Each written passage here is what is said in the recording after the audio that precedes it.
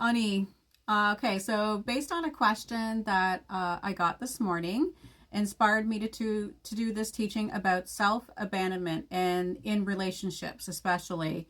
Understand that this is a very common occurrence, and it's something that most people are learning from. So, if you feel shame, understand it's only a reflection for you to go inwards and to cycle break something within yourself and to level up on some sort of healthy boundary with yourself. It'll most likely be an act of forgiveness for yourself first.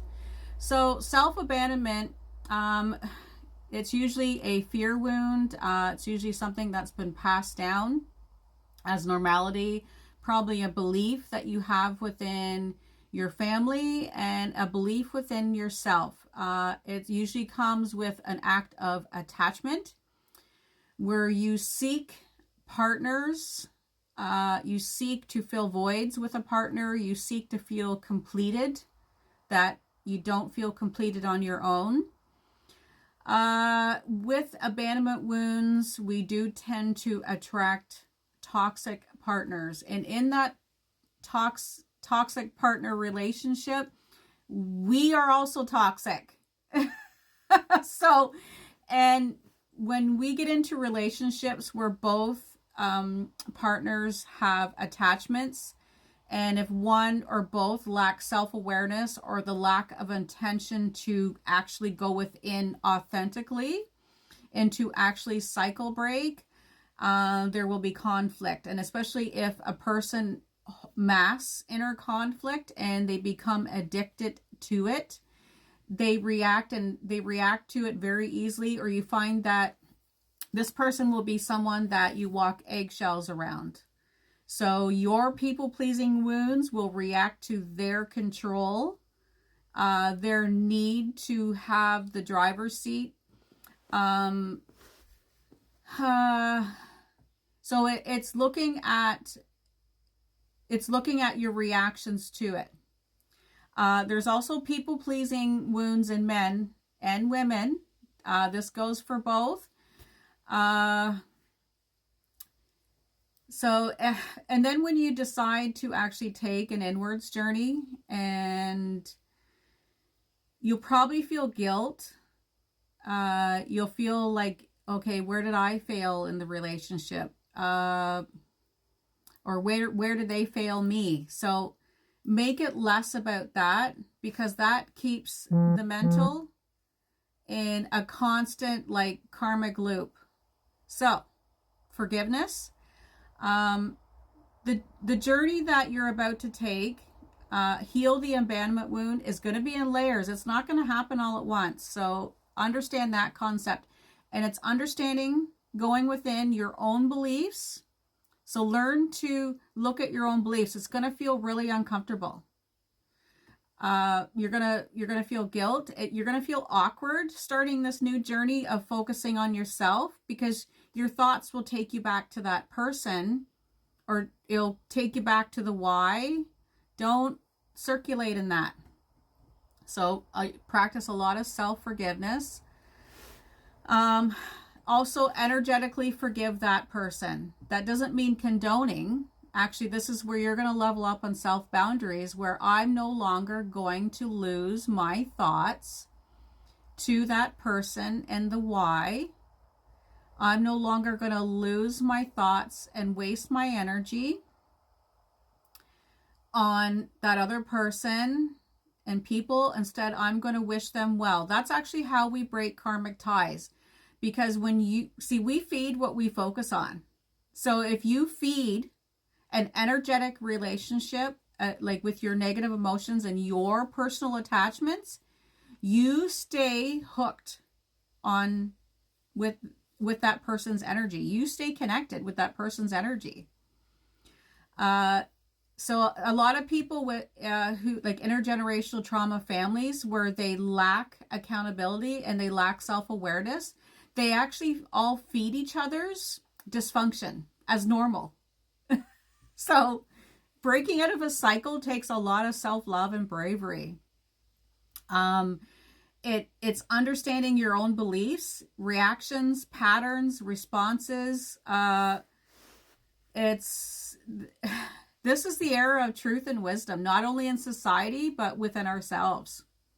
My guide has relayed in many readings that this is a time of soul retrieval.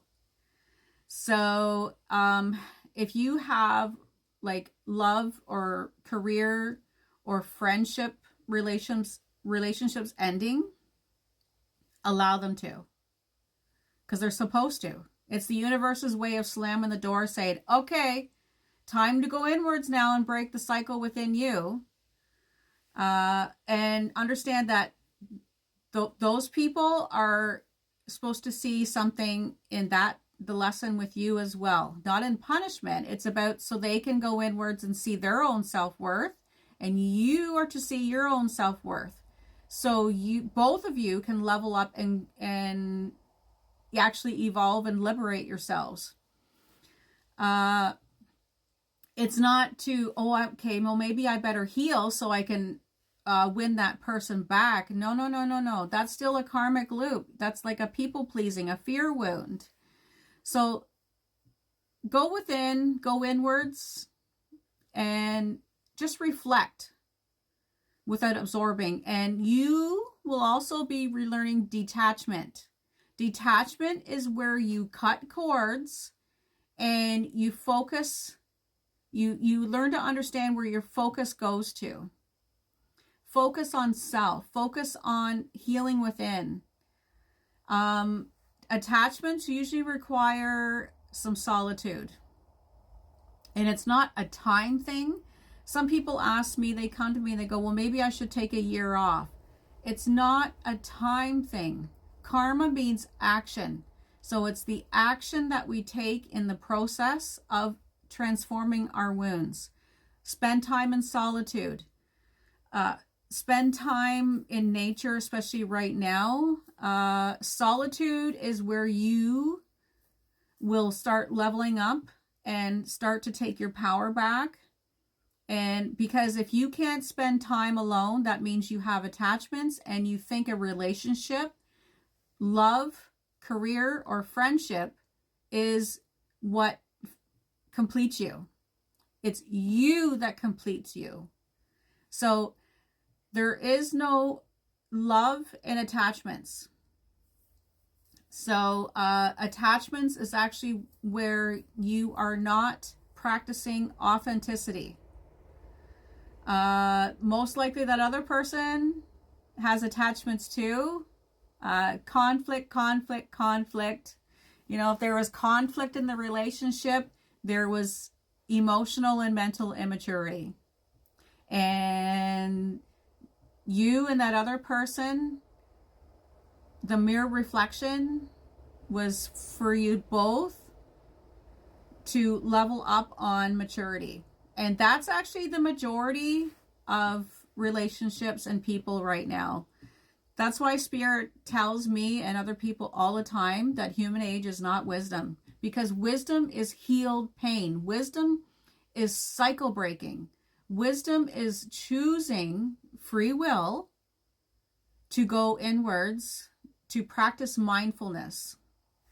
I would look into some Buddha's practices and principles about mindfulness, about learning to sit with yourself and your emotions, to understand them, to stop reacting, losing yourself.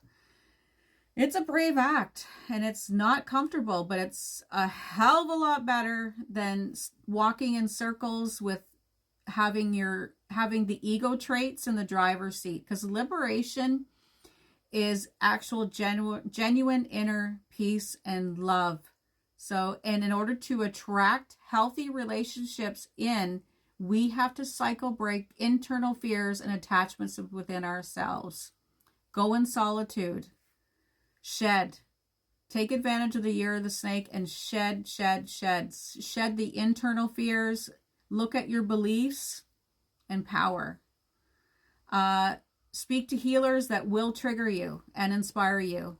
Triggers are not to be suppressed. Triggers is self-sabotage when we suppress and avoid them. Go within, be love. Pas mal pis.